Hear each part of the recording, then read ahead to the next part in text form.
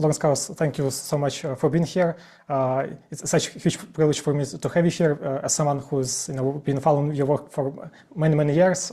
I feel like really privileged, and it's also like it took quite some time for this to finally happen. But I'm glad that we're now having this chance to speak. And I also have to say that you actually inspired me to pursue this path myself, to start this podcast, because I remember like listening to your podcast, the Origins podcast, when the very first episodes were just coming out, and I remember listening to the one you did with Ricky Gervais, right? At the very beginning, the very first one, which is obviously lots of people love Ricky Gervais and so on, and also like with Sapolsky, and they get hundreds of thousands of views. But like for me personally, one of the discussions that you did that kind of stands out to me in some way is with William Shatner. There was like someone who obviously is not a scientist, but he's like a lay person, a Hollywood kind of man, Star Trek and all that kind of stuff. But he had I could see that he had some really great, profound questions, and just this immense curiosity about the universe, and yeah, it just was so fun to watch. I didn't expect that at all, because I thought that it was just mostly going to be like you interviewing him about his life and so on. But yeah, if you can maybe say a few words about that, yeah. Well, there's a lot there. First of all, let me just say I'm happy to be on with you. And yeah, you say you've been watching or listening to me or reading me for many years, and so it's wonderful that you've been inspired. That's one of the reasons I do what I do, is to help inspire people to do things like this. And so it's great to be talking to you about all the things we're going to talk about. There's a lot to talk about, but Bill and I go back a long way, actually. Yeah. Obviously, I wrote the book, The Physics of Star Trek. Yeah. Although I didn't get to meet him for some time after that. After that book came out, a group of people were trying to develop a television show or movie based on the book, and it was over many years a co-production between England and the United States and Canada, and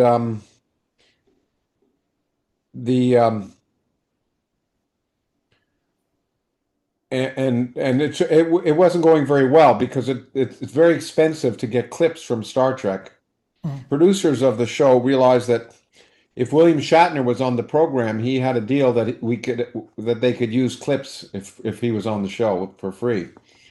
So the show got changed. It was originally called The Physics of Star Trek, I think, and then by the time it was produced, it was called How William Shatner Changed the World. Yeah. We filmed together for about a week, and it was an amazingly wonderful experience. And I had a great time, and a number of experiences meeting him and him warming up to me. And actually, the first time he saw the book, The Physics of Star Trek, was then. I gave him one and we talked. But then that's when I began to realize how interested he is in science and lots of things. He's a very interesting man. And then it was maybe a dozen years later or more that I was asked to speak on a cruise, a Star Trek cruise, and Bill was on it. And that's when we hit it off again. I think he'd forgotten our initial experience, but we were on a cruise ship, and we spoke together on stage, and I always found him almost like an uncle. And anyway, I'm amazed at his enthusiasm and excitement about the world, especially given his age. And when I asked him about doing the podcast, I didn't think he'd do it. He's very busy. Yeah. But it was so much fun to do that podcast. I think people get a sense from that podcast of both his interest and excitement and our relationship. I began it with a little clip from our old TV show that we'd done the first time, which was sort of captured for me the fun and playfulness of the man. I'm very lucky in my career as a scientist and writer to have broadened out and have met and as a result of that, have had such a broad set of experiences with interesting people. So I found myself very lucky, and knowing Bill is one of those examples of being a lucky man.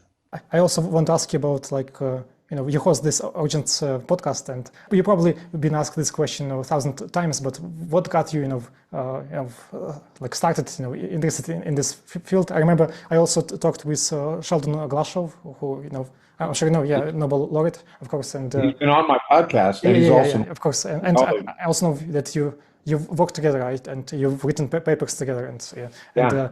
But I remember I bring him up because I remember he said that perhaps the one book that inspired him to become a physicist was like this very famous one by George Gamow, 1, 2, 3, infinity. So and Gamow, of course, is Ukrainian, so it's kind of I felt glad I about it didn't know Gamow was Ukrainian. Isn't that a shame? I didn't know that. He was born in Odessa, which was then part of Russian Empire, but now it's like obviously Ukrainians, part of Ukraine, so basically maybe you read some books as a child that kind of had a huge impact on what you end up eventually doing in life. So if you can share. It's neat that we both were inspired by that. Shelley, I should say, is a person. Well, he was obviously a collaborator and a friend, but he was also a mentor early on in my career. And it was him who changed my view about physics in a real way, actually. I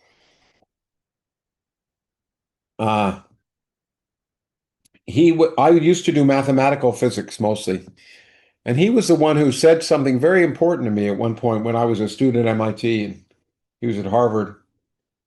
He said, "There's physics and there's formalism, and you have to know the difference."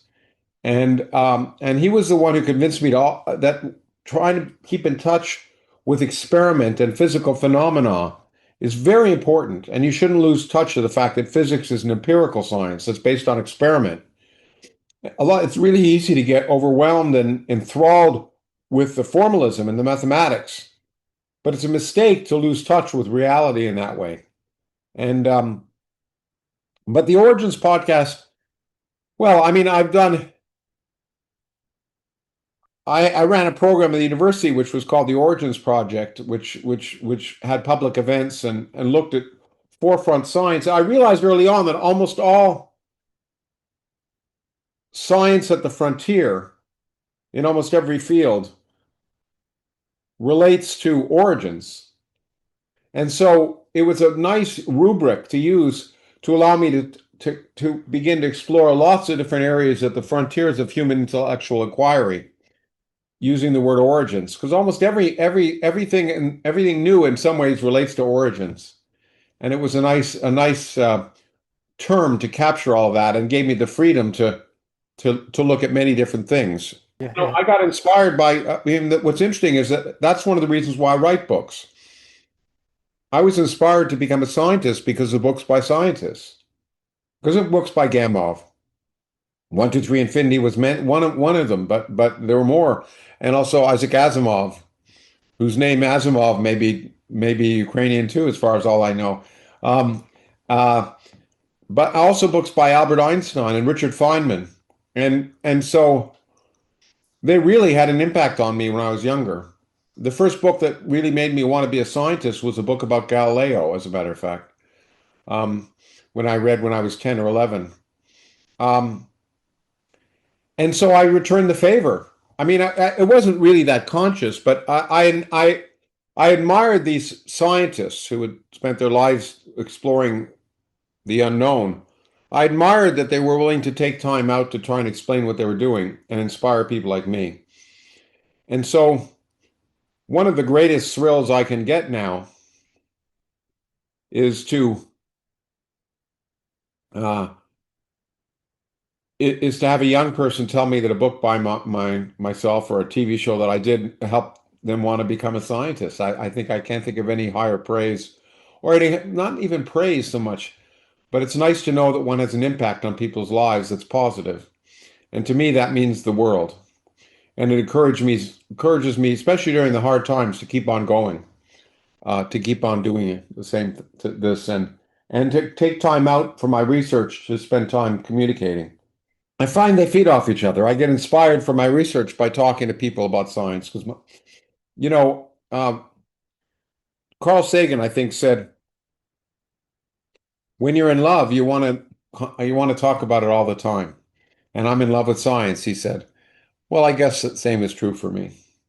I'd like to focus on this like very big question that of existence. You spent the last chapter of your book, The Age of Knowledge, right? You Yeah. spent it on consciousness, and what we know, and obviously all the like many remaining mysteries that we have about consciousness. And you also say somewhere else, I read that in one of your interviews, perhaps, that it's a remarkable thing that we humans first evolved to like deal with challenges in like some African savanna, very different to to the world in which we now live. But somehow our brains have allowed us to come up with like quantum mechanics and relativity, and at least try and understand this concept. Why is it you think that was it just some kind of byproduct of evolution, or something like this? Well, why is it that we've been able to Unexpected byproduct. Evolution certainly, I'm sure, first of all, evolution doesn't have foresight, so it doesn't know where it's going. A lot of people think it's always directed to progress. It's not. It's accident. And some things work and some things don't. But I'm relatively certain that the big brains that we develop, which were necessary for social learning, which were also necessary for having children, human infants require nurturing for a year. But many animals don't. And that puts a biological constraint that's very important. It means, in some sense, it puts a requirement on humans to have social learning. I mean, a giraffe gets up and walks the minute day it's born, within an hour of being born. A human being um, uh, is helpless, and so social learning required communication and a group to be able to take care of a child. And so our brains developed, I think, probably in response to that evolutionary imperative, which is biological in origin. I mean, one feeds the other, of course. The ability to have social learning allowed humans to um, have babies with bigger brains, which required um, evolution of the human body and other things. But the ability to do calculus is an aside. It wasn't. Nature didn't intend for us to do calculus or do science, and of course that's been a blessing, and some people would say a curse as well. It's remarkable that we have developed consciousness. Now, it's not clear, as you know from reading my book, it's not clear what consciousness is. I don't even have a good definition of it. And it's certain that animals, my dog who's sleeping here next to me, has has uh, has undoubtedly some level of consciousness. I know it when I look at him in the morning. Not the same level as I do of self-awareness. But whatever it is, whatever level of neural complexity that allows us to have consciousness is amazing. Allows us to ask questions about the universe, to look up. I always try and get my dog to look up at the sky, and he doesn't. Not interested in the stars. And the ability to ask questions about, are we alone, and what's out there, and how do we begin? These amazing questions that we are fortunate enough to be able to ask, and even more fortunate enough to be able to explore and answer, is all an evolutionary accident, I think. And it may be, in the long run, an evolutionary mistake, because it's a double-edged sword. As a lot of people say, these big brains that we have allowed us to open up a universe that we never would have imagined and ask questions about the universe from the beginning to the end, but they've also produced a civilization that can do abysmal things and that can self-destruct, can have war, as you're experiencing in Ukraine right now, the worst of humanity. And there's a book by Kurt Vonnegut another person who's influenced me. I actually met him too. A lovely writer, and if you've never read him, you should read Kurt Vonnegut. But there's one of his books that I only read when we went to the Galapagos. It's a book about the Galapagos. It's a story. It's a novel, and it's taken. It's the protagonist. The speaker is this being from 2 million years in the future, when humans have unevolved back to basically seals, more or less. Like, and he talks about the big brains back in our time, and how the big brains caused all these problems, and life is so much better for them now that they don't have the big brains. So having the big brains is wonderful, and some people will also say a curse at the same time. And I think we have to recognize that it's up to us. We have the wonderful ability to use our big brains in one direction or another, and science is the epitome. But science and music, literature are the best parts of being human. But along with that come the worst parts of being human. I wanted to also ask you about GPT. Like lots of people play around with this like GPT systems. Don't you find for example that all that we're doing as humans is just like blending like for example ideas, books that you might have read as a child that like later had some end up having some impact on you, and all those kinds of influences that like you end up creating maybe what you think is some original, coming up with some original answer, but it's all like being just like heavily influenced by all the stuff that you just have been like absorbing throughout your life, and in the not too distant future they might actually maybe like discover new laws of physics or something like this, that something that we think of as like uniquely human capacity. Well, look, I think we all have the illusion that we're the first ones to think of things, and we are strongly influenced by many things we know of and we don't know of. I love books. I have thousands of books in my house, and I recognize that I am a product of the books I read. I read voraciously as a child. But it is true that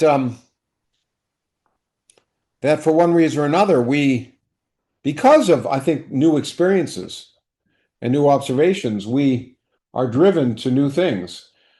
If we didn't experiment, scientists would never come up with anything new. Okay, I really mean that, including Einstein and Newton. The world of our experience gives us new insights that we wouldn't have otherwise. But it's also true that science isn't done in a vacuum, and there's a community. People don't realize science is a social activity. So it's not surprising that many key ideas are being considered independently by many people. Even Einstein, who's the prototypical example of someone who people think of as being, sort of working alone in a room. Even he was influenced by, of course, the generations of other physicists. And science is social, and I have recognized in my career how many times when we did something, we discovered, oh, there's someone else thinking exactly the same thing. It's wonderful. But what changes it from just being recursive to looking at our navels and going and doing the same thing over and over again is nature, is experiment, because that brings nature surprises us. The imagination of nature is bigger than our own. And so that's what keeps it going to new things. I mean, let me just finish. The one experience, I mean, I've had a few experiences in my life, but the one that's most dramatic for being sort of one of the first people to recognize something about nature was dark energy. And and in 1995, when we published our results, no one really believed it. I'm not sure I did. And then 3 years later, it was discovered to be true. But that was an instance where I had maybe I think was one of the first people to understand something about nature, but there were other people who were thinking similar things. And it's amazing. But again, I was driven to that kicking and screaming by experiments, not just sitting in a room thinking. Nothing really new comes from revelation. Nothing. Wisdom maybe, but not new knowledge. And new knowledge only comes from observation and experiment. Actually, I'm happy that you mentioned that discovery of yours, because actually I had a follow-up question of regarding exactly that, like that insight that you had, because I wasn't around back then, so I couldn't have asked you. Like I was born in 2000. So, but how did you, come to that realization at all? If you could maybe describe. Yeah. Well, it was just a matter, again, I was dragged kicking and screaming. I was aware, of course, of Einstein's cosmological constant and had thought a lot about it. Much of my early career was, not much, but some of my early career was spent trying to think about why it was zero. We knew that the energy of empty space had to be zero. We knew that as theorists, because if it were different, it would be very large, and the universe as we know it wouldn't exist. So we were convinced there were some new laws of nature that forced the energy of empty space to be zero. That was the only sensible thing. And I used to think about ways to do that. But then, as I learned about the universe, as my work began to take me into dark matter and the structure of the universe and the early universe, and I became more aware of observations, slowly, from the period of the late 80s to the early 90s, I began to realize that all the different observations didn't seem to agree with each other.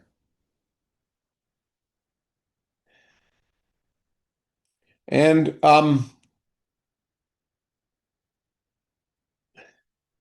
and there was something wrong.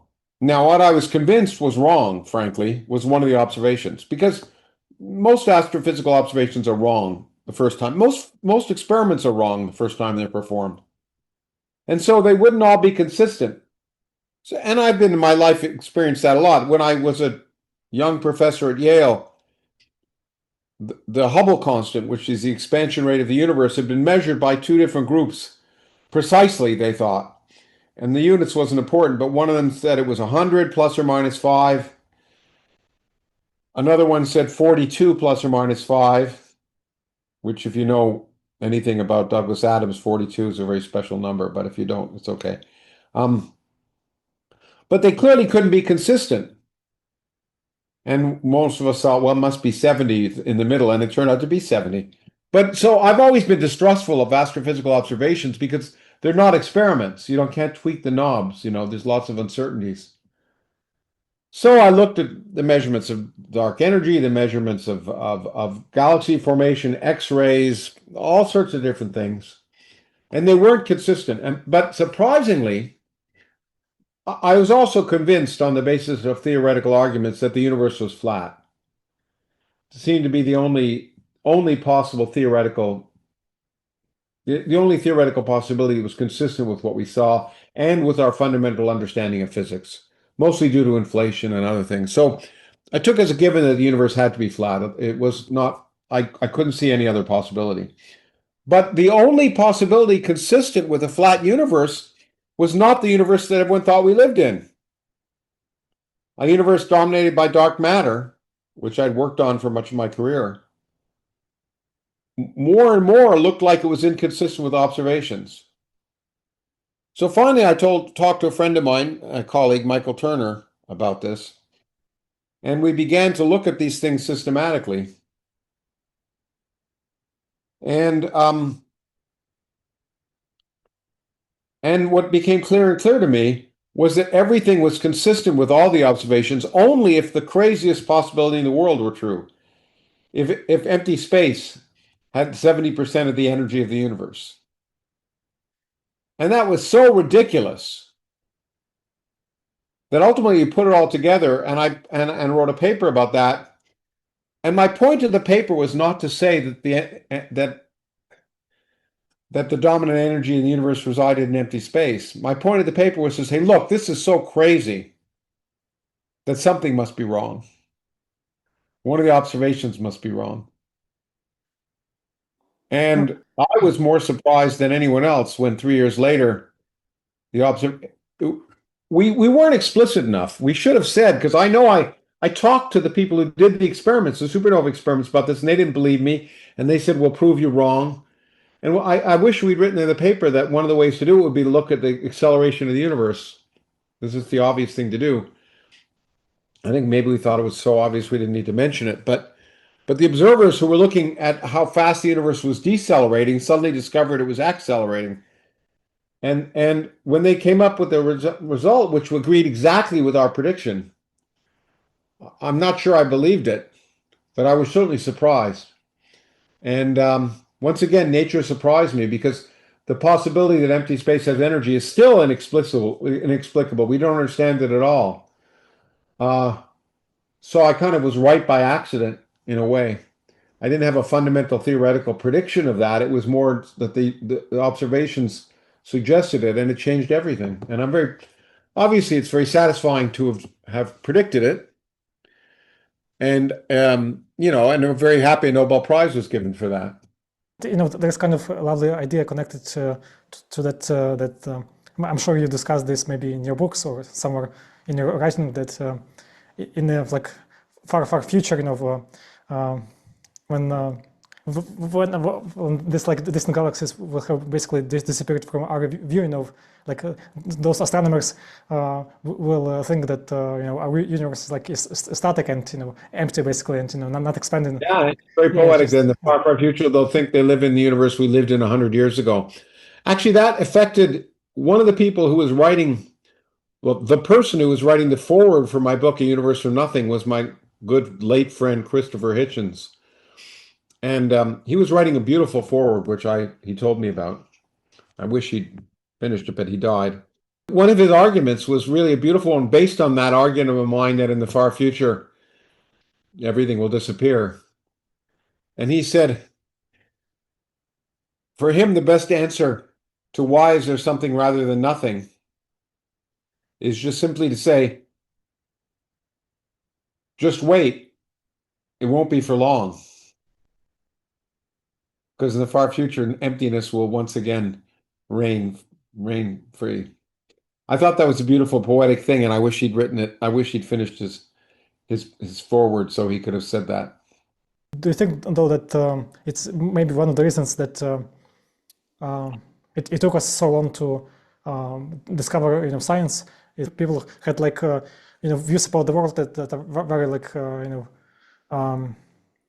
well, basically that's what a common sense would tell you, but like you said, like the universe doesn't care about like your common sense or intuition.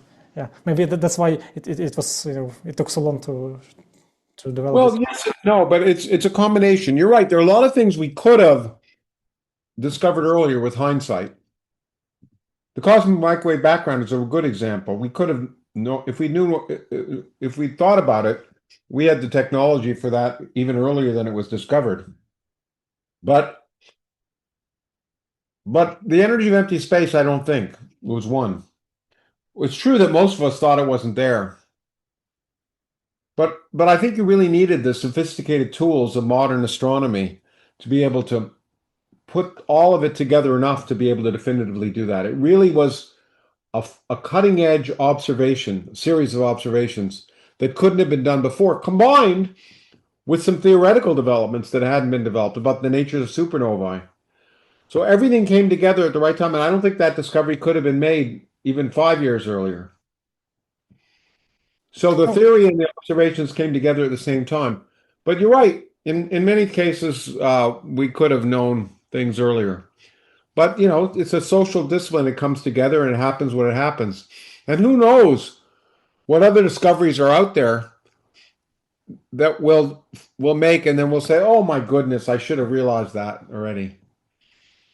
But there's something, I want to tell you something that I've discovered in my career many times as a theorist. There are papers that I've written that I could have written a decade earlier or more. But I never thought about them seriously enough until the experiment had been done. Until experiments are done, you tend to not take things seriously. So I remember with accelerators, I realized when an accelerator made a measurement of what's called the Z particle and its width, I wrote a paper that I could have written 10 or 20 years earlier, but I never did until I took it seriously enough because the experiment had been performed. So there's something about data, real data, that inspires you to think in a way that you wouldn't otherwise if you're a theorist. or at least if you're a theorist like me. For example, we've had literature and art, for thousands of years, as human beings, but science, if you go back maybe to the time of Galileo, right? That's where George Gamow, he was years ahead of the rest of the world. He had basically predicted the cosmic microwave background, and no one took it seriously for years and years and years. But in his own work, he could have won several Nobel Prizes, in fact. But I think because he popularized things, and also because he was an alcoholic, people didn't take him as seriously as they should have. But he and his colleagues more or less predicted the cosmic microwave background radiation, and which was only discovered 20 some odd years later by accident. But what were maybe some of the defining characteristics of science?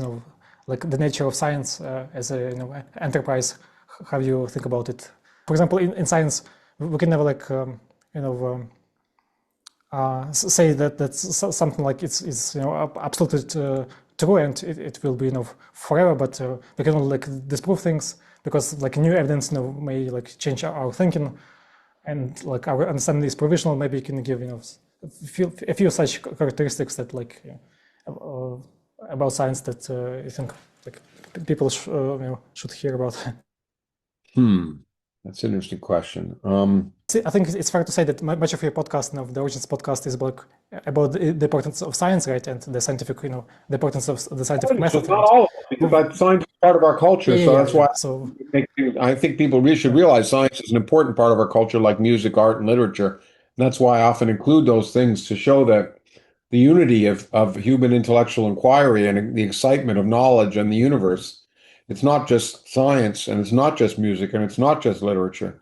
So anyway, but I think what makes science unique and why it's important is that the process of science works. It's not as if science itself is intrinsically more important as human intellectual activity than music or literature, even though science produces the technology that made our conversation possible and why I'm still alive and all sorts of things. But the process of science that's been developed that overcomes the natural human tendency to believe things in the absence of evidence and to make theories that are wrong. The idea that we have to test our ideas, constantly test them, and then constantly make predictions that allow us to test those ideas again, and then to test those predictions and do it over and over again, and to expose our ideas to attack from our colleagues, and that slowly in that way the truth gets unveiled. Not the truth, but more importantly, the falsehood gets thrown out. That process is so important to base our ideas in reality, in experiment, and to realize that we only can get knowledge by comparing our ideas to observation, and we're willing to test them, not just ourselves but other people, has been so powerful that in 500 years it's changed the world. But I also think it's essential if our world is going to continue with people in it. Because only if public policy in the 21st century is based on empirical evidence and testing. And the other thing that's with science is that people don't matter in the sense of a person's identity or their gender or their national origin doesn't matter. At the Large Hadron Collider, you have tens of thousands of scientists from hundreds of countries working together on a single problem. That science unifies humanity in a way because there are common questions. The question of why are we here is something that every human can share. So science brings us together in ways that no other human activity I know of does. Or maybe music does in some ways, but I think more generally. So I think science is literally our only hope for the future. Even though the science produces technology that can destroy us at the same time. No, I love that answer, and it actually reminds me of what Kip Thorne, who I also had the chance to talk to, and obviously Nobel laureate in physics. And when I asked him about his Nobel Prize, he said that when he received the news, he said he was not at all surprised, but he was very disappointed because he said that it should have gone to the entire team, the LAGO team, which like consisted of 1,000 people, not just to 3 people, because like you said, in this way it would highlight this like the importance of collaboration in especially big projects like people don't realize science is social, and the Nobel Prize, unfortunately, look, it's an arbitrary. All prizes are arbitrary, and I realize the Nobel Prize is arbitrary as much as anybody, and I'm not just because of the prize for the dark energy, but because I actually used to be involved in nominating for the prize. So it's arbitrary, but the fact that it's given to 3 people most, it was appropriate in 1901 or whenever when Nobel created the prize, because science was smaller and scientists tend to work in. Even then, though, it was a social activity, but small groups of scientists. All the important scientists in a room could be put in one room in the Solvay conference in Belgium. All the important physicists in the world could fit in one room. No longer. But so it's unfortunate that it requires you to recognize no more than 3 people. I mean, with the discovery of the Higgs particle or almost anything. So it's arbitrary in that way, and it preserves this public misconception of science being done by lone individuals when it's really a social process. But it does nevertheless, it at least for one day a year is in the front pages of the papers, and then everyone forgets it the next day. But at least it raises the issue. So it could be worse. But even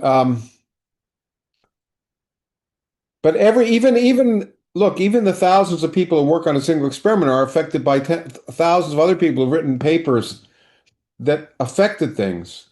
I used to do a lot. I collaborated a lot with my friend Frank Wilczek, who won the Nobel Prize. Over for 20 or 30 years, we wrote many papers together. And we used to love to do physics in new areas and learn things. I still do. But what was great is every time we went into a new area and had a question, we went to the library and discovered there were 100 papers on that one question. The scientists had looked at everything. And so there's this gift of our colleagues over the years that have asked every question you can think about. And there's something, and so it's wonderful to stand on the shoulders of giants, literally, as Newton said. And well, Newton was an awful individual, and he meant something else. He meant it as a dig of Hooke, and there was a controversy about whether one person copied another. So Newton was a horrible, horrible man, but brilliant beyond belief. Anyway. But still, I think Nobel Prizes, they still like bring attention to some good science now. I think, and that's in itself valuable because a lot of people complain about it, probably out of jealousy, but I think on the whole it does a good thing. It raises the profile of science. There's too much focus on it, but it raises the profile of science in a way. And now there are way too many prizes. Everyone else, it's just human ego. Everyone who's rich wants to give a prize now so that they can be remembered like Nobel. I'm actually speaking to you from Lviv, a big city, in western Ukraine, and in the very first days, I guess, of this like full-scale invasion, you posted this lovely video of you wearing a T-shirt that your colleagues from Ukraine, right, gave you while you were giving a talk about gravitational waves, I guess, yeah, in 2018 or something like this, and I would assume it was like the very first time you visited Ukraine, yeah, and maybe if you could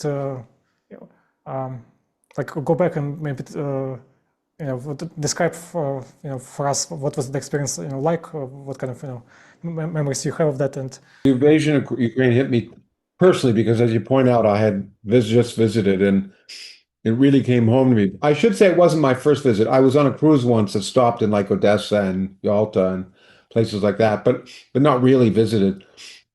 When I visited Kiev and had a wonderful time and was overwhelmed with how beautiful it was and the people and the culture.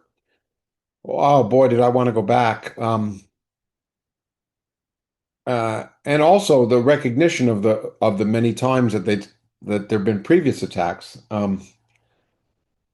I I I was so saddened to see such a vibrant, exciting community fighting for its life, because I knew the people, and also, I was there for a conference of entrepreneurs and inventors, and it was technical entrepreneurship that I was, and I don't know why I was there, but they wanted me. Um, uh, and so I saw this vibrant culture, which was a key part of a growing world in science and technology, having to put so much on hold and seeing the beautiful places, literally some of them being destroyed because I stood in those places. Wow, that was brought me closer to war than I've ever been, I think. And the tragedy, I tweeted about it, how my thoughts went out to everyone, and I don't know. I've since interacted with you, but also several other Ukrainian journalists, and I don't know how I'm amazed at that people can keep going on in the midst of all this. I mean, I like to think I would, because I've always said, you just don't ever, ever, ever give up. Do what you need to do, regardless of what the circumstances are. That's my only advice I give to young people. Don't let the bastards get you down. And that's my best advice. These are a whole new set of bastards. Just keep plugging away, and this too shall pass. Yeah, I sound like an old man, but that's my advice: is to just don't let it get you down. Keep doing it. This too shall pass, and life is too precious to not make the most of it at any moment. And we're thinking of you, not always helping, sometimes hurting, but um, just there's so much you can do even in hard times.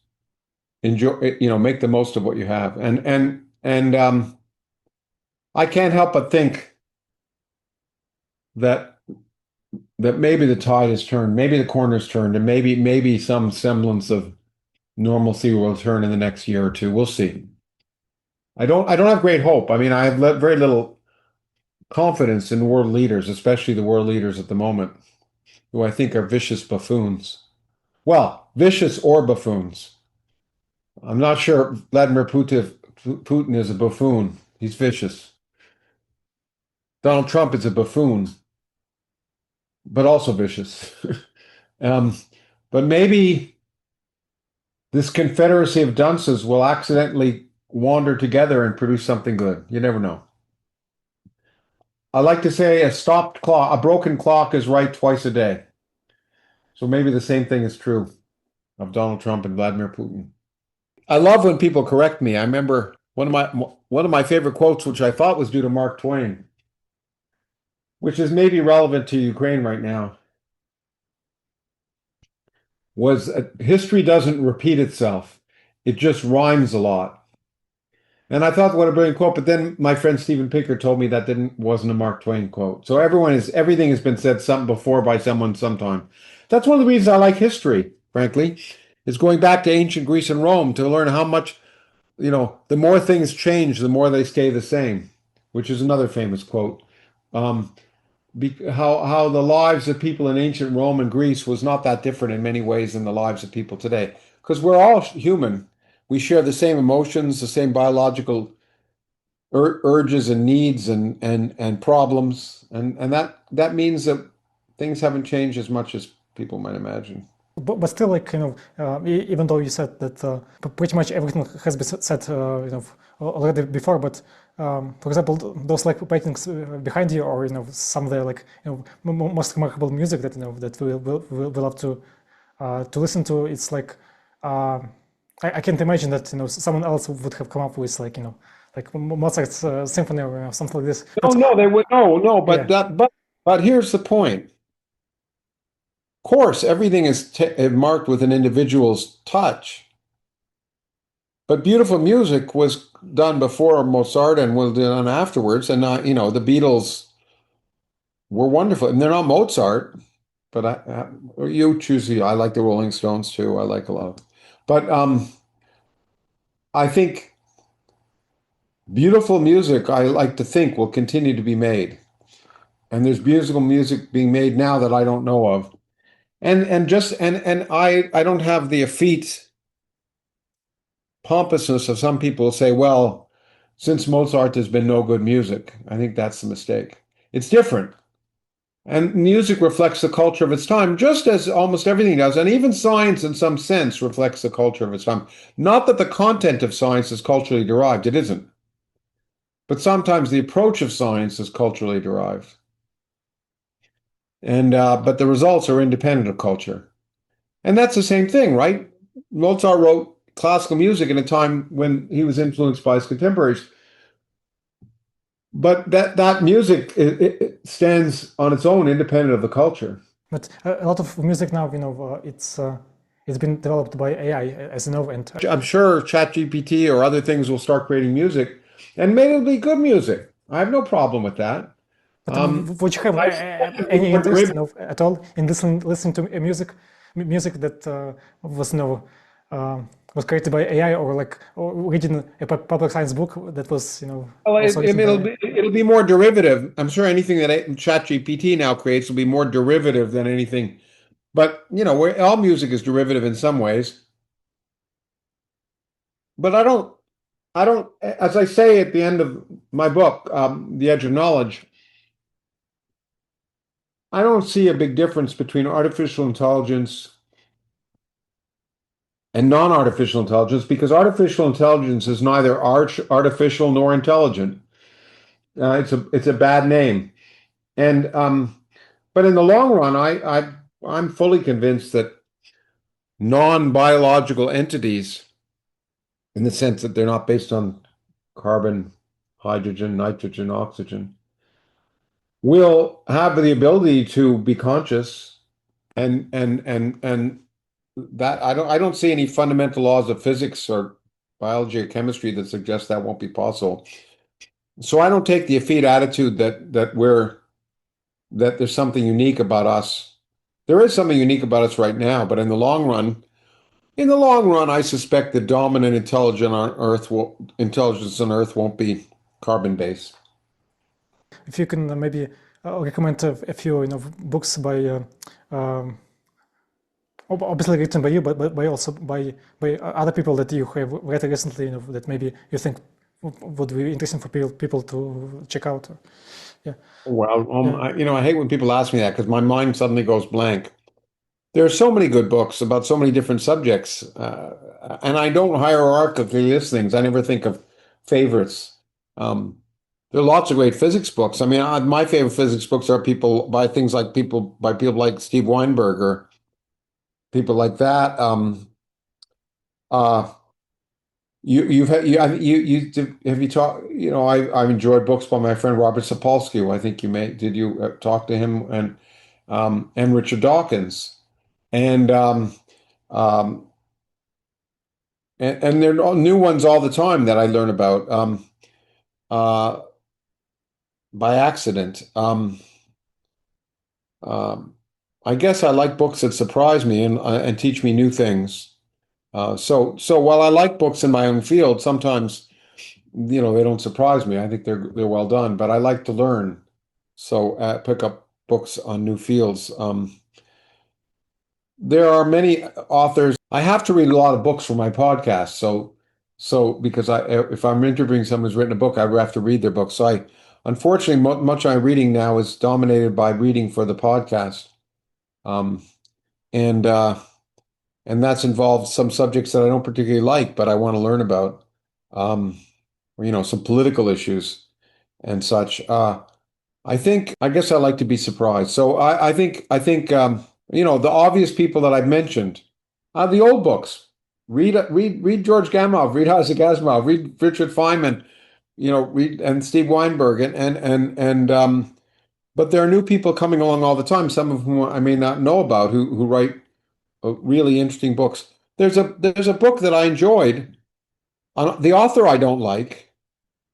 I think he's an ass, but that's okay. I don't mind. People should learn to separate the person from the. But I forget the name of it. It's about how the animal kingdom sees the world, how we see the world in our vision, but other animals see the world very differently with their noses or ultraviolet and it really exposed for me how different the world is for other animals. It was a fascinating book, I have to admit. And now when I take my dog for a walk, I treat it very differently because I used to think my dog just wanted to walk. That's not what my dog wants to do when it's my dog wants to smell. And when my dog stops and wants to smell and I want to pull it along because I want to keep going, that's the worst thing I can do to my dog. So now when my dog stops and wants to smell something, I let him smell it because that's the world that matters to him. And so when something changes the way I think about the world, that's what I like. And that's what science does for me every single day. That's a lovely way to end this. And my mom, who is an amazing human being, she actually she was the one who encouraged me to read like popular science, and that's how I first discovered you, and then there's also like Brian Greene, who I'm sure you know. He also, I think, does an amazing job. I think, in fact, the best advice I can give to any young person is to do something young people don't do very much anymore, which is to read. Read everything. Read everything, independent of what it is. Just read as much as you can. And that's the best thing you can do. Anyway. Yes, thank you very much again. And for me, it's like a it's pleasure. 11 p.m. already. So yeah. And to see you Yeah. again here. And I hope to see you again. I hope to see you again in real life there. I'd love to return. Yeah. Okay. And one day do this in the same room where we can celebrate a peaceful Ukraine. Yeah, hope we can have a beer in Lviv, for example, and discuss this further. So, thank you. Okay. Thank you very much. Okay, bye bye. Hey, you take care. Thank you. Okay, bye bye.